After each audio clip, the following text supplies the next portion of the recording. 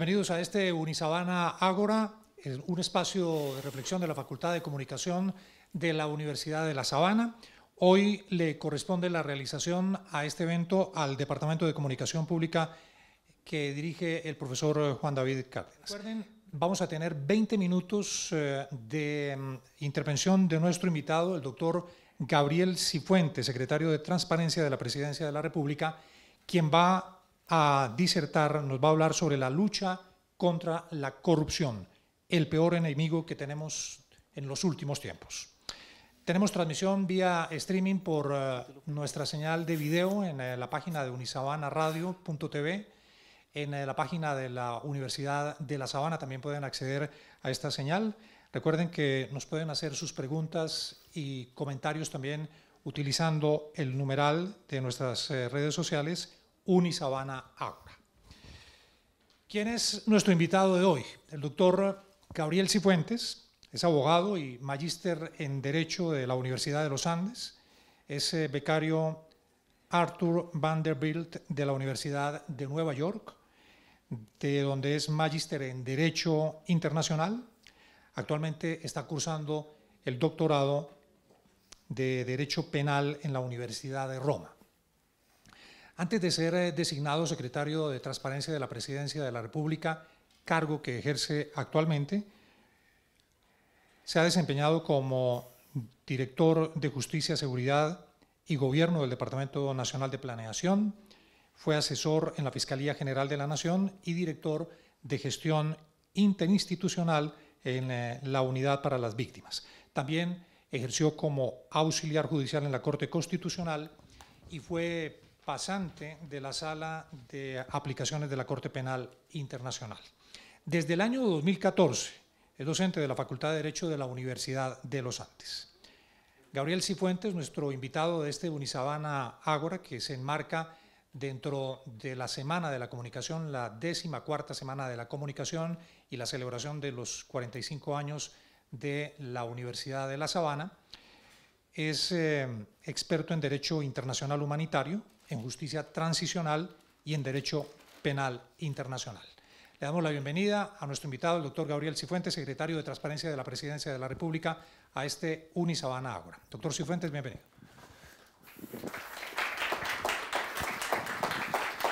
Buenos días a todos. Tengo que decir que para mí es un honor estar aquí, para ustedes un privilegio poder estudiar en este campus tan hermoso, desconectarse también de la ciudad. Efectivamente, en los 20 minutos que tenemos a disposición hoy, si bien el tema de la corrupción nos podría dar para hablar muchísimo y tiene mucha madera para poder discutir, yo sí quisiera puntualizar esta disertación y ver la relación que existe entre la corrupción y la responsabilidad de los medios de comunicación, o cuál es esa relación que se tiende entre el fenómeno de la corrupción y los medios de comunicación. Quiero comenzar esta presentación señalando como premisa fundamental para que ustedes lo tengan en cuenta durante toda la presentación, que nosotros desde el gobierno consideramos que la corrupción es la peor forma de violencia que existe hoy por hoy en Colombia y que es un problema serio, es uno de los principales problemas que tenemos que enfrentar y que nunca sobrarán esfuerzos para poder combatirla. Ahora, volviendo al tema puntual de la disertación de hoy, yo quisiera preguntar qué sería de nuestra realidad, qué sería de Colombia sin los medios de comunicación. Los medios de comunicación a nosotros nos ayudan a enterarnos de qué es lo que está pasando en el país, qué es lo que está pasando en el mundo, qué pasa en el extranjero, qué pasa con las realidades. ¿Por qué no? ¿Cómo nosotros saber cuáles son los candidatos que próximamente se lanzarán al Congreso, a la presidencia, cuáles son sus propuestas políticas? O también cuáles son las mejores universidades para estudiar, cómo están rankeadas, cuáles son sus programas. O también cuáles son las peores EPS, cuáles son los problemas asociados a la seguridad social, al sistema de salud. En fin, cómo hacer un trámite, cómo facilitarle a una persona que a lo mejor no tiene acceso a la información o acceso a las instituciones de una manera sencilla, cuáles y cómo se tiene que hacer un trámite. Todas estas preguntas redundan en una gran conclusión, y es que un ciudadano toma mejores decisiones gracias a los medios de comunicación. Los medios de comunicación proveen la materia prima que servirá a los ciudadanos para tomar las decisiones. Son los ciudadanos los cuales a través de la información que ustedes les proveen, los cuales toman sus decisiones a partir de esa formación de conocimiento. Y es así que nosotros también podemos concluir que los medios de comunicación crean realidades sociales. Los medios de comunicación, el flujo de la información nos sirve a nosotros también para crear narrativas individuales, colectivas y sociales. He aquí la importancia que tiene la comunicación y que tienen los medios de comunicación en la creación de realidades sociales. Ahora, yo quiero reiterar nuevamente que a lo largo de toda la exposición no nos tenemos que olvidar que la premisa fundamental es señalar que la corrupción es el peor enemigo de los colombianos y que es un problema que hay que enfrentar. Pero ahora bien, yo quiero hacer un pequeño ejercicio. Yo sé que esto no queda en cámaras, pero yo quiero que me levanten las manos los que creen que la corrupción es el peor problema que tiene Colombia. Y yo me incluyo como secretario de Transparencia también en ese ejercicio. ¿Quiénes de ustedes creen que Colombia está inundada por corrupción? ¿Cierto? Listo.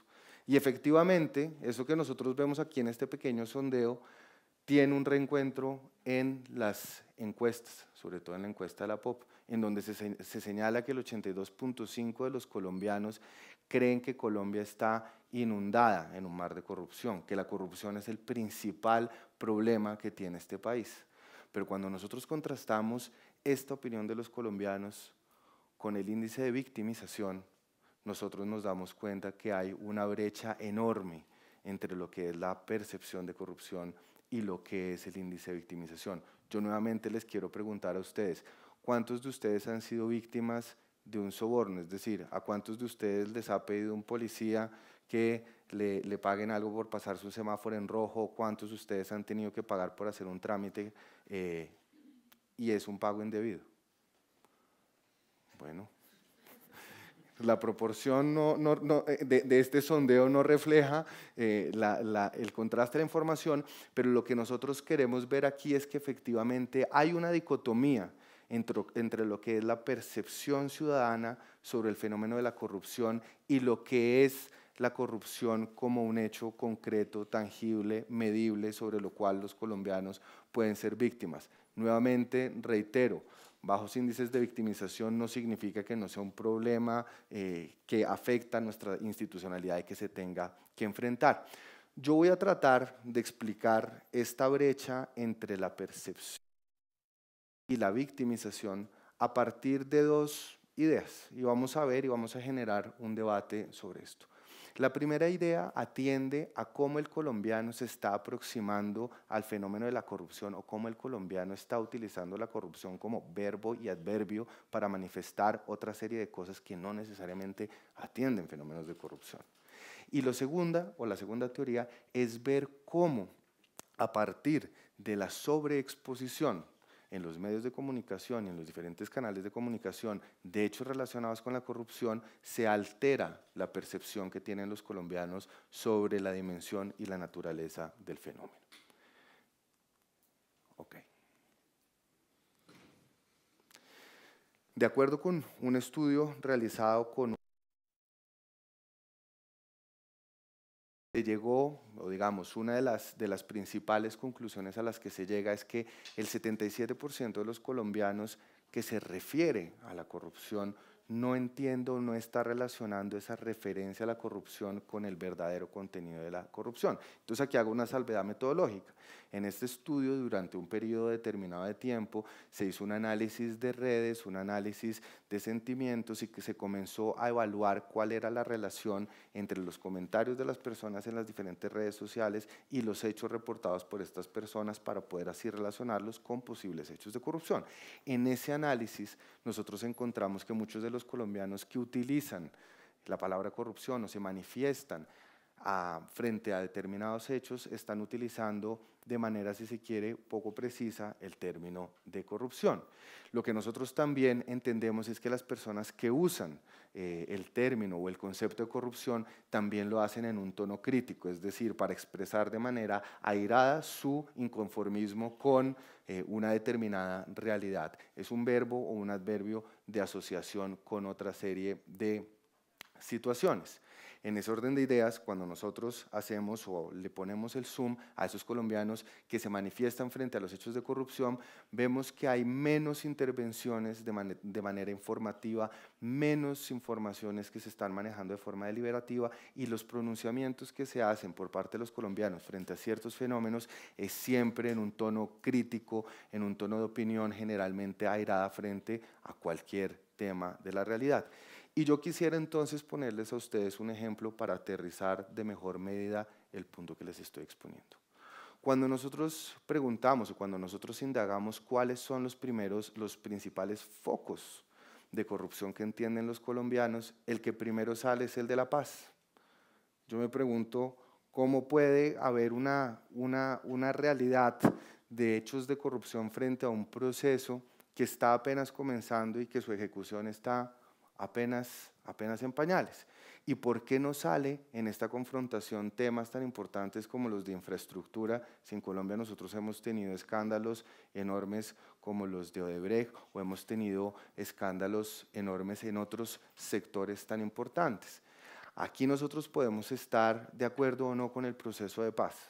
Y eso, digamos, son discusiones ideológicas y políticas que no vamos a tener en este espacio. Pero lo que sí les quiero demostrar es que cuando los colombianos se enfrentan o cuando los colombianos se consultan sobre los temas de corrupción, generalmente lo asocian a inconformidades sociales propias de una serie de hechos que no necesariamente tienen que ver con procesos o con situaciones de corrupción como tal. Ahora bien, yo quisiera, además, como les había mencionado, tratar de explicar esta dicotomía entre la percepción y la materialización de los hechos victimizantes a partir de una segunda teoría.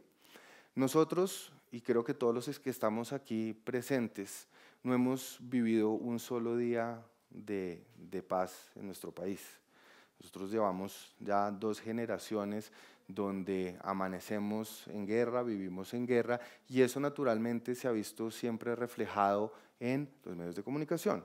A mí me gusta siempre hacer este ejercicio con mi equipo de comunicaciones de ver cuál es la proporción de noticias que sale frente a determinados temas, tener como una especie de hotspots de los temas que se van reportando día a día.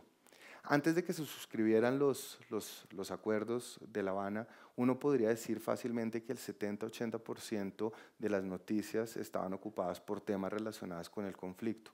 Ahora que el conflicto o que las noticias sobre el conflicto no tienen esa primera relevancia en los principales medios de comunicación, lo que nosotros vemos es que ese espacio lo ha venido a ocupar el tema de moda, que es el tema de la corrupción. No porque la corrupción sea un fenómeno nuevo, porque la corrupción era un fenómeno a lo bien o para bien no explorado por parte de los medios de comunicación.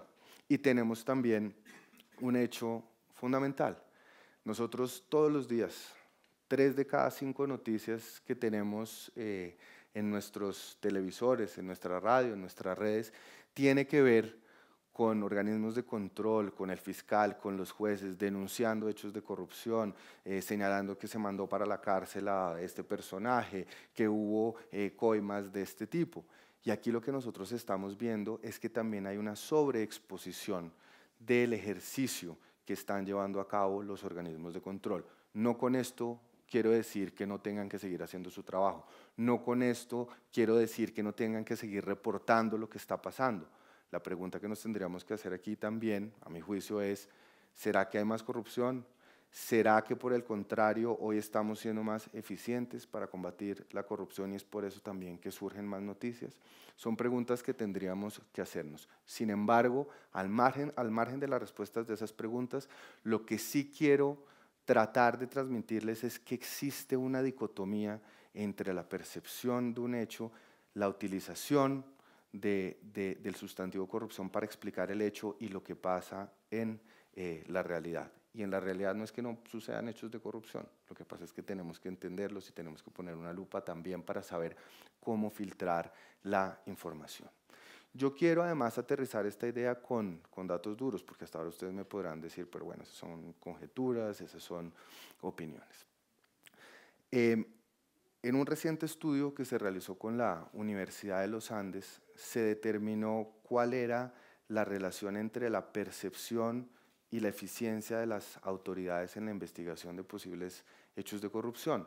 Lo que nos dio sistemáticamente es que en aquellos departamentos donde las contralorías, es decir, las entidades encargadas de investigar posibles desviaciones de recursos públicos, en las regiones donde las contralorías eran más eficientes, subía en un casi 17% la percepción de corrupción. Es decir, como si a mayor eficiencia de los organismos de control, mayor fuera la percepción que los ciudadanos de esas regiones tuviera sobre los hechos de corrupción en determinadas regiones. Y es aquí donde nosotros queremos tratar de explicar cuál es esa relación a partir de una curva de Gauss. La curva de Gauss es una campanita, como ustedes ven. Yo soy abogado, no soy economista, no, espero que no haya preguntas sobre la construcción de la curva, ni siquiera sé cuál es el eje Y y cuál es el eje X, pero lo que sí les puedo decir aquí es que la relación que existe entre la percepción y la eficiencia en el castigo se comporta no solo aquí en Colombia, sino también en los demás países del mundo, de la manera como está expresado en la gráfica. Es decir, cuando hay una baja eficiencia, la percepción tiende a ser mínima. Cuando nosotros comenzamos a ser más eficientes en la lucha contra la corrupción, esa percepción de corrupción tiende a elevarse. Vamos a llegar a un punto donde si seguimos siendo eficientes en la lucha contra la corrupción, esa percepción nuevamente va a bajar y va a llegar a niveles bajos. Y yo entonces también me siento en la obligación de decirles o de probarles por qué, a juicio mío, nosotros estamos en la parte alta de la campanita. Es decir, somos eficientes o estamos en un buen camino para fortalecer las instituciones, para combatir la corrupción, pero también nos estamos enfrentando paradójicamente en el momento donde la percepción de corrupción no había llegado a niveles tan altos. Desde la expedición del Estatuto Anticorrupción en el 2011, y esto es para ponerles un ejemplo, se han duplicado el número de sanciones penales, es decir, de sentencias condenatorias, de multas, de cárceles, en un término de 7 años. Y uno puede ver en la gráfica que hay una clara tendencia o se quiebra la tendencia a partir de la expedición del Estatuto Anticorrupción. Si esto no los convenciera, me gustaría también mostrarles que a partir de la misma expedición del Estatuto Anticorrupción, nosotros tenemos que el Estado se salva 83% más de los recursos en manos de los corruptos. Es decir, hoy son menos los recursos que están en peligro de ser objeto de actos de corrupción frente a los recursos que estaban en peligro de ser objeto de corrupción antes de la expedición del Estatuto Anticorrupción. Ahora, nuevamente nos estamos enfrentando a una dicotomía. Yo les mostraba la línea de quiebre el 2011, que es la expedición del Estatuto Anticorrupción. Los grandes problemas requieren soluciones estructurales. Hoy estamos recogiendo los frutos o estamos comenzando a ver los resultados de un ejercicio que comenzó hace más de 7 años. Sin embargo, los colombianos, la opinión pública, exigen también soluciones inmediatas. Frente a un hecho requieren una respuesta inmediata y muchas veces ahí también hay un contraste entre la capacidad de la administración pública de dar respuestas estructurales a los problemas a los cuales nos enfrentamos y las expectativas inmediatas de la ciudadanía y de la opinión pública por ver resueltos esos problemas. Y yo creo que aquí en esta dicotomía nosotros tenemos que entender cuál es la diferencia entre una respuesta inmediata de la administración, pero que no necesariamente es una respuesta estructural a los problemas, y que en cambio sí es el resultado de un proceso que puede tardar años para fortalecer las instituciones y dotarlas de mejores y más herramientas para combatir estos fenómenos. Nuevamente, no con esto quiero disminuir el tamaño del problema, ni señalar que en Colombia no hay hechos de corrupción, ni que es uno de los principales problemas que tenemos que enfrentar. pero lo que sí quiero hacer es dejar también en el ambiente y generar un debate sobre la comprensión y la interpretación de los hechos a partir de la óptica. Yo no soy comunicador, estoy tratando de hacer mi mayor esfuerzo de cuál es la importancia y cuál es el rol de los medios de comunicación en esta dicotomía que hemos venido presentando. Y aquí los medios de comunicación son un actor fundamental.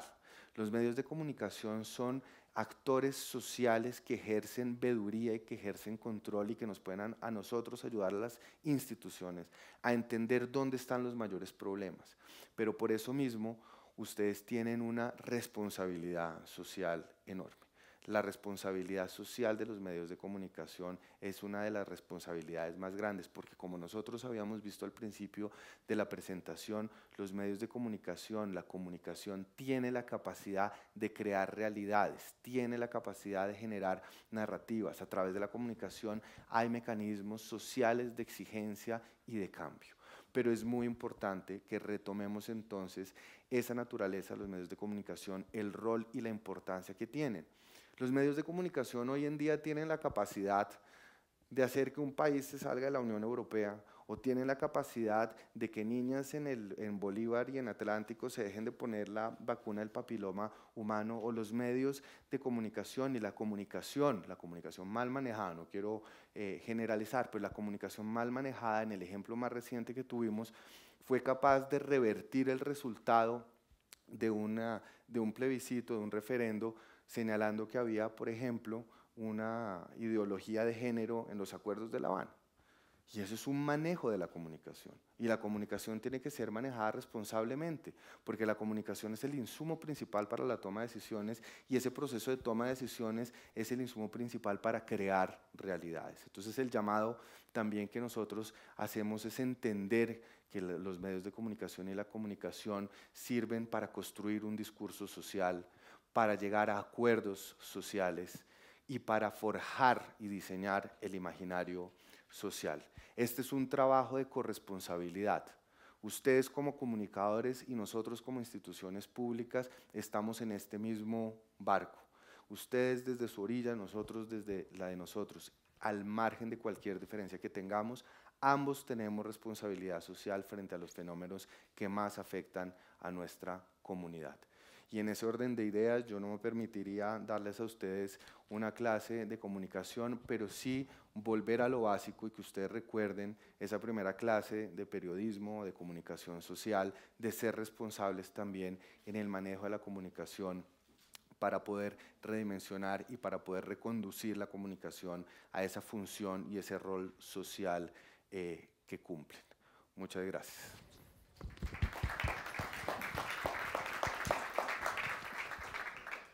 Muy bien, doctor Cifuentes, muchas gracias. Vamos a abrir este espacio de unos 25 o 30 minutos para que ustedes puedan conversar con el doctor Cifuentes, hacer sus preguntas, sus comentarios, sus inquietudes. Camila y Ana nos van a ayudar con los micrófonos. Por favor, van levantando la mano quienes tengan inquietudes.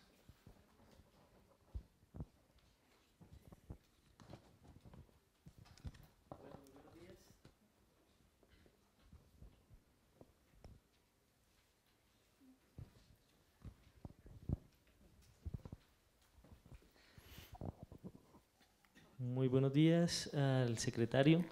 Yo tengo dos preguntas, si me lo permiten, para tratar de entender y dimensionar el tamaño del problema de la corrupción en Colombia. La primera es de orden presupuestal. Yo quisiera saber si hay alguna estimación sobre el valor de un presupuesto anual en Colombia, que puede estar sobre los 220 billones de pesos o una cosa así. ¿En cuánto se estima que la corrupción puede estar afectando en pesos? Y la segunda está relacionada con el proceso electoral que viene a 2018, en donde hemos en diferentes escenarios escuchado a personas de la vida pública. Recientemente tuvimos a un magistrado del Consejo Nacional Electoral que nos decía que en la campaña se gestan muchos de los problemas de corrupción que se desarrollan posteriormente en el gobierno. Entonces, ¿qué tiene pensado Colombia? ¿Cómo está en este momento Colombia preparada para afrontar los riesgos de corrupción que vienen en el contexto electoral? Bueno, Manuel, la primera pregunta, si bien han salido en medios de comunicación reportes o estimaciones de la Procuraduría, de la Contraloría, incluso de ciertos actores políticos señalando que el valor de la corrupción está en 20, 30, 50 billones de pesos anuales, a hoy no hay un estudio técnico que así lo demuestre. Ese estudio técnico se está realizando en este momento con el Departamento Nacional de Planeación y la Secretaría de Transparencia para que a partir de unas fórmulas y del cálculo de riesgos de procesos penales, de licitaciones públicas, se pueda llegar a tener un estimado. Sin embargo, lo que sí le digo es que no es un monto pequeño, atreverme con una cifra sería, digamos, vulnerar un criterio técnico porque hoy no hay un estudio serio que así lo demuestre. Frente al tema electoral, nosotros no podemos pretender decir que a través de instrumentos de política vamos a poder combatir lo que son, si se quiere, las mañas de procesos que se han adelantado durante mucho tiempo de una manera no santa. Pero lo que yo sí quiero acá es hacer el llamado de atención también al valor que tienen en este proceso los medios de comunicación y sobre todo los ciudadanos. Nuevamente, ¿cuántos de ustedes han votado? ¿Cuántos de ustedes se acuerdan por quién votaron? ¿Cuántos de ustedes leyeron el programa del candidato por el que iban a votar? ¿Y cuántos de ustedes le hicieron seguimiento? Un colombiano que se informa, es un colombiano que denuncia, es un colombiano que exige. En la campaña electoral, el mejor blindaje que podemos tener, más allá de una norma, más allá de una disposición de política, es el control social que puedan hacer los ciudadanos exigiendo el cumplimiento de los programas políticos y de las promesas realizadas en campañas electorales. Ciudadanos, no vendan el voto. Yo creo que esa es la peor forma de traicionar sus propios ideales y convicciones. Aló, sí, buenos días. Primero una observación y ahí viene mi pregunta. Yo pienso que el tema de la percepción ciudadana de la corrupción también está ligada con un tema de justicia. ¿Qué es lo que está pasando? Estamos cansados, yo creo, de ver muchos casos de corrupción en donde el culpable no termina en la picota, sino en un club, ¿sí? En donde muchas veces se presentan situaciones que la justicia se dilata, mañas de abogados, mañas de en mil situaciones que hacen que tenga uno la percepción no solo de que la corrupción es un problema grande, sino que tenemos una justicia absolutamente deficiente. Mi pregunta está orientada hacia, ¿es posible hablar de una guerra contra la corrupción sin una reforma estructural a nuestro sistema de justicia? Es una excelente pregunta y creo que viene en un momento muy adecuado, donde verdaderamente lo que ha sucedido últimamente con los escándalos de la justicia demuestran una situación crítica que merece ser atendida. Es una situación lamentable. Yo le diría que la lucha contra la corrupción es una lucha de muchas paticas, donde obviamente el sistema de justicia juega un rol fundamental y es el eje central, pero es esa parte dentro de la lucha de corrupción que pretende dar un remedio que es reactiva cuando un hecho de corrupción ya ha sucedido. Aquí nosotros podríamos entrar a discutir y decir que los tiempos procesales, que la corrupción, que las dilaciones, que el abuso de los tiempos procesales por parte de los abogados es un problema que tiene que ser atendido, que no ha podido ser atendido además porque eso requiere de un proceso de autocrítica y de autoadopción por parte de la misma rama. ¿Cuántas reformas a la justicia no se han visto frustradas? Pero por el otro lado yo le quiero preguntar, hoy más que nunca, digamos, si uno lo mira desde un punto de vista estadístico, ¿cuándo antes, y yo no digo que esto sea un buen indicador para Colombia, pero cuándo antes habíamos tenido un expresidente de una Corte Suprema, digamos, con el cartelito del IMPEC, que es como el síntoma de la crisis más grande de la justicia, o senadores encarcelados, ministros tanto del gobierno como de otros gobiernos cursando procesos, un exalcalde mayor de Bogotá en la picota? Mejor dicho, uno tiene también que saber balancear lo que es la expectativa del público por ese deseo de ver a los corruptos tras las rejas, que es una expectativa absolutamente legítima, y preguntarnos si esa es la única forma de luchar contra la corrupción. Yo soy un fiel creyente de que la corrupción se combate mejor en instancias de prevención de hechos de corrupción, que se combate mejor haciendo un control social efectivo, ciudadanos informados exigiendo, y por supuesto, lo que está pasando en este país está constituyéndose como un llamado a dejar de postergar las reformas necesarias para tener un sistema de justicia efectivo. Un sistema de justicia que no es efectivo va a descompletar todas las demás iniciativas que nos permiten a nosotros ser eficientes en la lucha contra la corrupción. Sin embargo, nuevamente, yo reitero, si bien hay muchos cambios que hay que implementar, hoy por hoy creo que tenemos mejores herramientas y tenemos más resultados de los que se tenían antes. Yo comenzaba de pronto la presentación también señalando que Colombia se está despertando de la larga noche del conflicto y estamos comenzando a entender el problema de la corrupción en sus justas proporciones, pero en Colombia la corrupción no es nueva. Por allá en los años 80 el presidente Turbay decía que la corrupción había que llevarla a sus justas proporciones. Sufrimos escándalos como el proceso 8000, tuvimos una serie de escándalos, cada década está marcado por un escándalo de corrupción y sin embargo hoy todavía no hemos sido capaces de enfrentar el problema. Y esto no es un problema solo de Colombia, esto es un problema, digamos, de la comunidad internacional en general. Con esto dicho, creo que nosotros estamos dando pasos importantes, a lo mejor insuficientes para las necesidades que nos estamos enfrentando, pero seguramente hoy sabemos responder mucho mejor ante estos hechos de lo que podíamos hacerlo con anterioridad. Quiero concluir esta respuesta señalando que hoy tenemos un marco normativo y de política sin antecedentes en nuestra historia republicana, no solo en materia de corrupción, sino también de fortalecimiento al acceso a la información, que es un presupuesto básico para que los ciudadanos puedan conocer, exigir y denunciar. Tenemos instrumentos para evitar el soborno transnacional, tenemos instrumentos en materia de lucha contra la corrupción, se han endurecido las penas, se han fortalecido las entidades judiciales y administrativas, se han eliminado subrogados penales para no generar ninguna clase de beneficios a los que están siendo investigados y condenados por esta clase de conductas. Yo sé que el panorama está enrarecido, yo sé que parece que estuviéramos en una situación casi sin salida, pero nuevamente por eso también en parte en la presentación yo les señalaba, nosotros tenemos que entender esto también como un proceso donde hoy nosotros estamos viendo los resultados de algo que comenzó hace 7, 8 años. Hoy tenemos un expresidente de la Corte Suprema tras las rejas, exalcaldes, senadores, es decir, no es que no se esté haciendo nada, yo creo que no estamos satisfaciendo las necesidades de los ciudadanos, pero yo creo que hay pasos importantes y hay resultados importantes que se pueden mostrar. Bueno, mi pregunta tiene que ver un poco con el presupuesto nacional, ya que en los últimos días se ha presentado un debate entre las universidades públicas y el programa Serpilo Paga. Se supone que hay 1 billón de pesos que está perdido, no sé por qué las universidades públicas pelean por eso, pero ¿qué está pasando con el presupuesto de la nación? ¿Por qué se está viendo este problema de reducción a la ciencia, se le sube a la defensa, se le baja la salud, los taxis están entrando en paro, el Ministerio de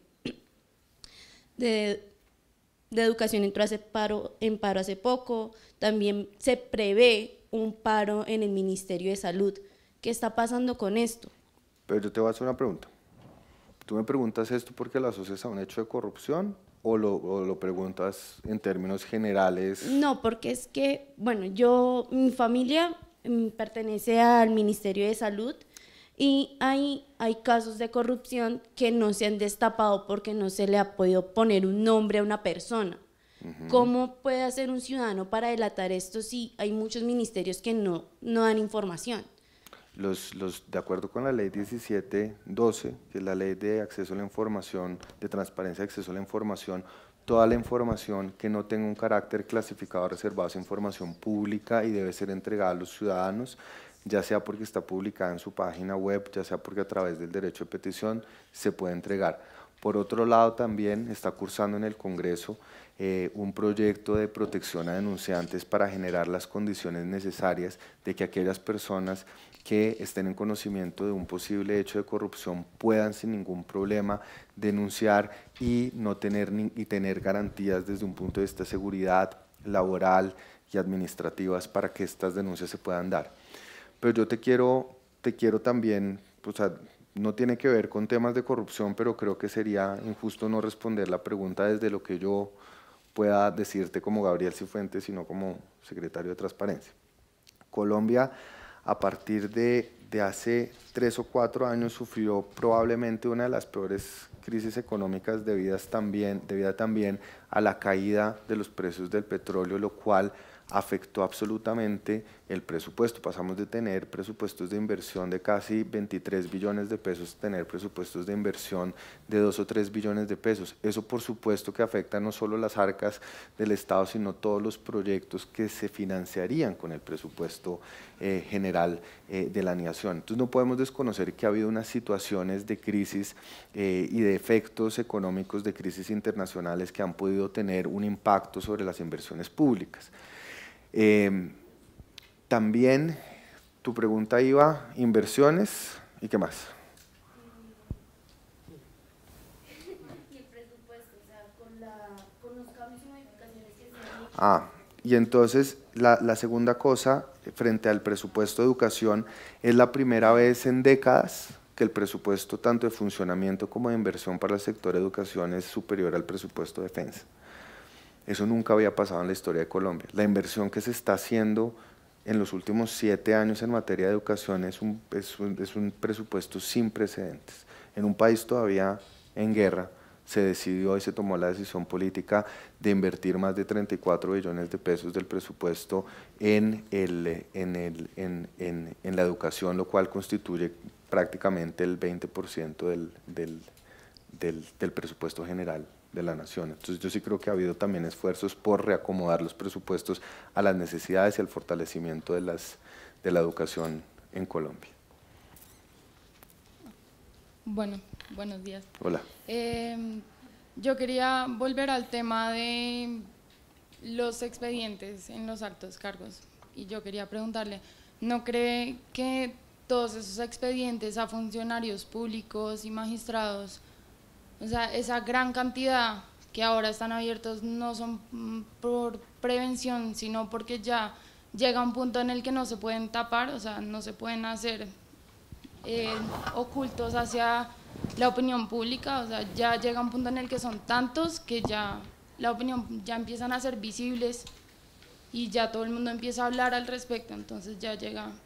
Entonces, que tu pregunta va asociada es si el hecho de que estén hoy tras las rejas, más que un producto genuino de la justicia, es producto de las presiones sociales o de los medios, sea como sea, no te lo puedo decir, pero sea como sea, creo que eso es un buen síntoma. O sea, creo que si el rol de la ciudadanía, si la ciudadanía está empoderada para denunciar, si los medios efectivamente a través de sus unidades de investigación están siendo efectivos en descubrir y destapar esta serie de hechos, y nosotros a través de esa información podemos ejercer una presión social para que efectivamente ciertos hechos no queden impunes, creo que efectivamente el rol social de los medios de comunicación está rindiendo sus frutos. Y ahí es donde nosotros señalamos que está la corresponsabilidad. Nosotros tenemos que responderle a la ciudadanía y nosotros tenemos que ser capaces de activar todos los mecanismos para que cuando esos hechos ocurran, efectivamente se tenga una respuesta. Bueno, buenos días. Tengo dos inquietudes principalmente.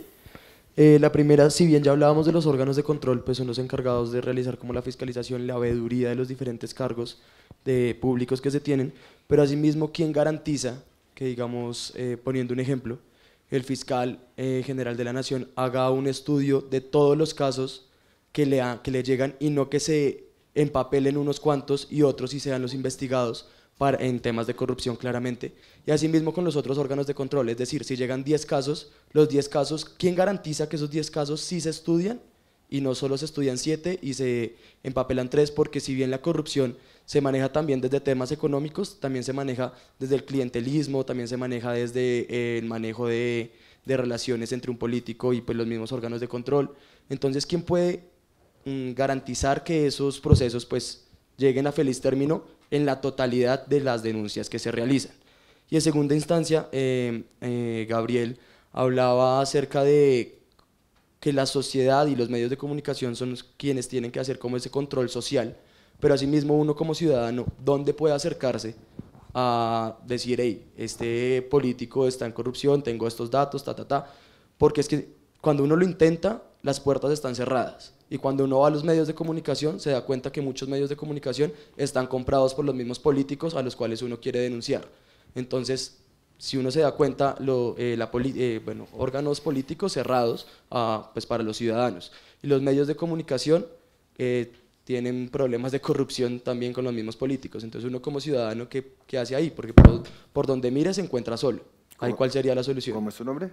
Sebastián. Sebastián, entonces, frente a la primera pregunta, hay mecanismos internos de control dentro de las entidades que permiten garantizar que efectivamente no se le dé archivo, hay tiempos procesales que se tienen que respetar y hay procesos de gestión donde los funcionarios tienen que dar respuesta. Ese no es un blindaje absoluto para que no se engavete un proceso, porque han habido muchísimos casos donde se han engavetado procesos. Segundo, las veedurías ciudadanas son fundamentales.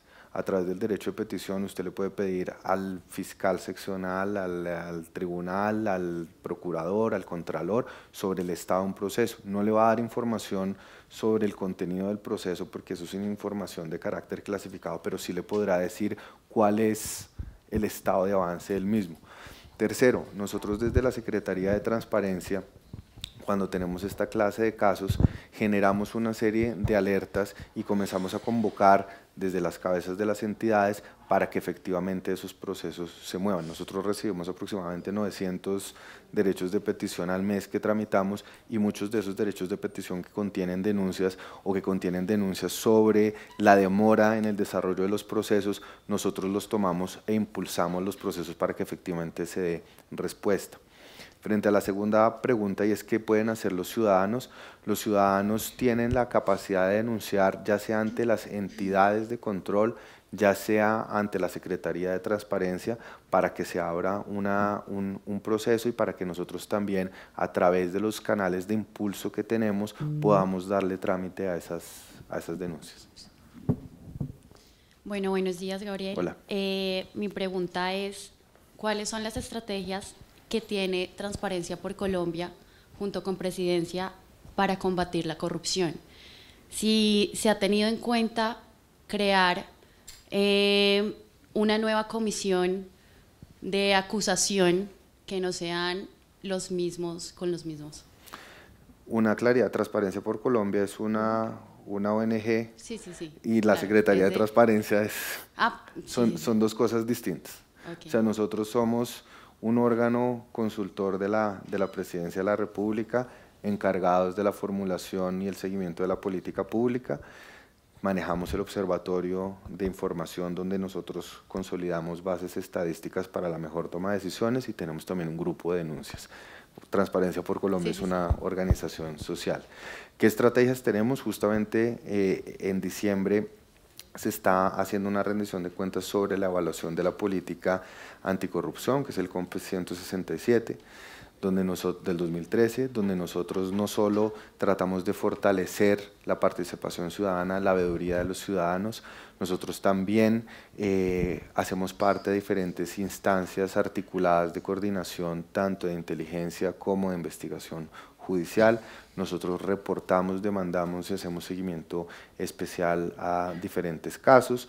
Nosotros elaboramos mapas de riesgo con todas las entidades del orden nacional, instamos a las entidades para que tengan sus planes anticorrupción, coordinamos todo el trabajo de las oficinas de control interno a nivel nacional. Tenemos diferentes mecanismos a través de los cuales nosotros podemos hacer un acompañamiento a las diferentes entidades para garantizar que por lo menos en el marco de sus procesos internos estén puestas en su lugar todas las salvaguardas necesarias para evitar hechos de corrupción. Dos, nosotros aquí nos hemos olvidado de un factor fundamental en la lucha contra la corrupción y es también la sensibilización del sector privado. Para que haya alguien que reciba, tiene que haber alguien que ofrezca. Y muchos de los escándalos de corrupción involucran al sector privado.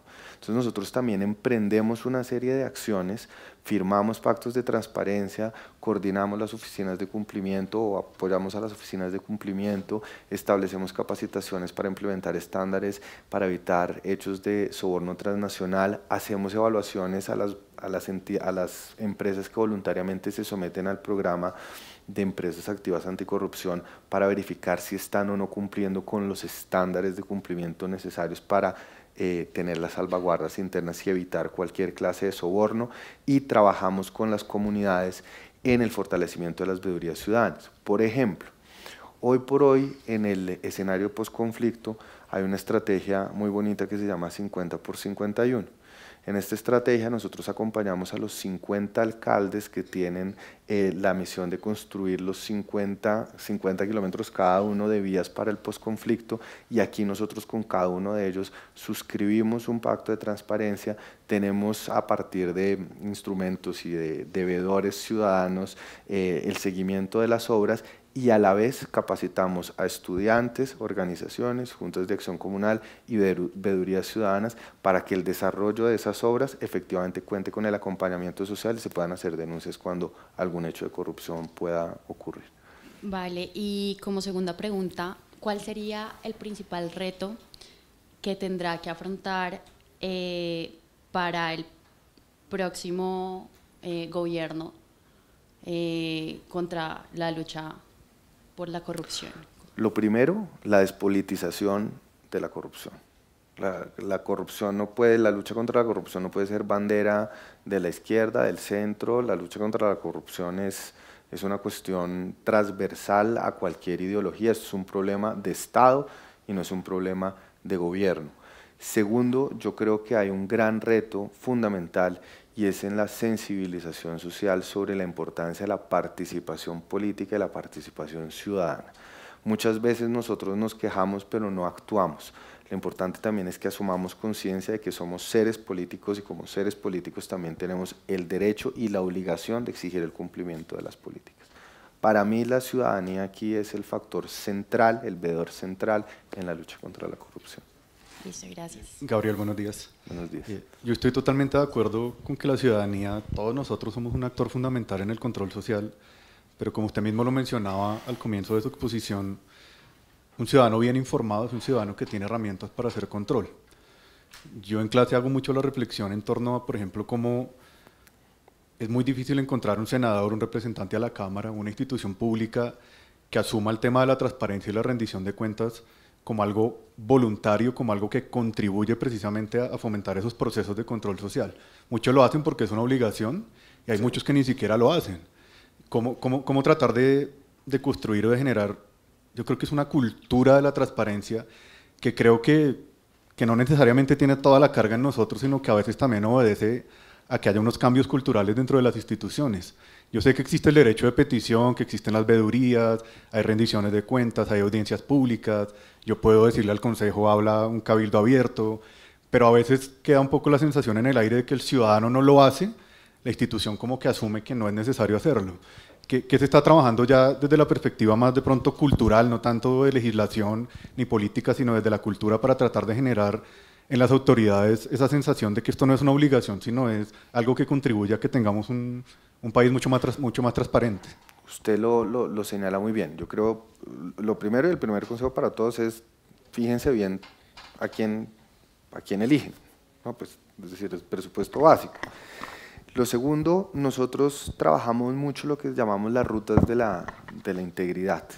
Y estos son procesos a través de los cuales no solo a los políticos ya mañosos que tenemos, sino también desde los colegios, desde la primaria, desde el bachillerato, los funcionarios públicos, les damos una serie de capacitaciones sobre una serie de rutas de la integridad. Lo que pasa es que la integridad no es algo que usted pueda enseñar y no es algo que usted pueda transmitir, eso tiene una serie de valores culturales, es como cambiar la idiosincrasia del país, es muy complicado. Hay que apoyar a las familias como primeros núcleos y centros de educación de los ciudadanos, en los colegios, El presidente señalaba en muchas intervenciones que se abandonó la clase o la cátedra de ética y de valores sociales, y yo creo que eso podría ser un primer paso, entendiendo que la lucha contra la corrupción va a tener un resultado generacional, es decir, los resultados no los vamos a ver sino al despertar de las nuevas generaciones, y yo creo que nosotros no tenemos que bajar la guardia. Nosotros institucionalmente tenemos mecanismos para verificar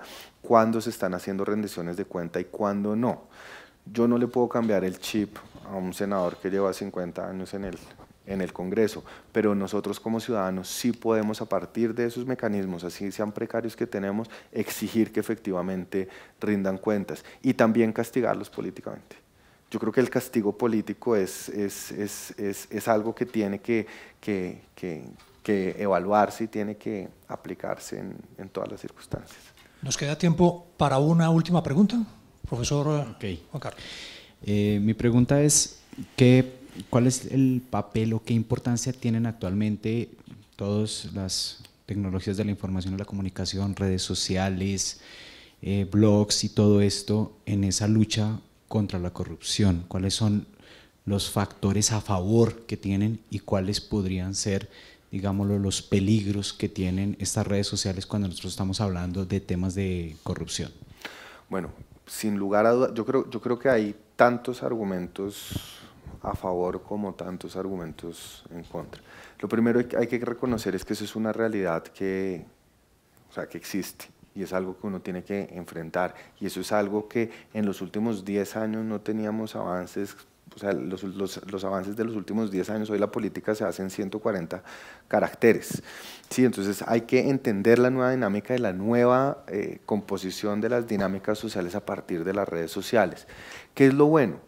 Que hoy tenemos en tiempo real, en una red interconectada de millones y millones de ciudadanos, la posibilidad de enviar mensajes, recibir mensajes, exigir y llamar a rendir cuentas también a los políticos. Los políticos también, o los funcionarios también, responden a esos clamores dentro de las redes.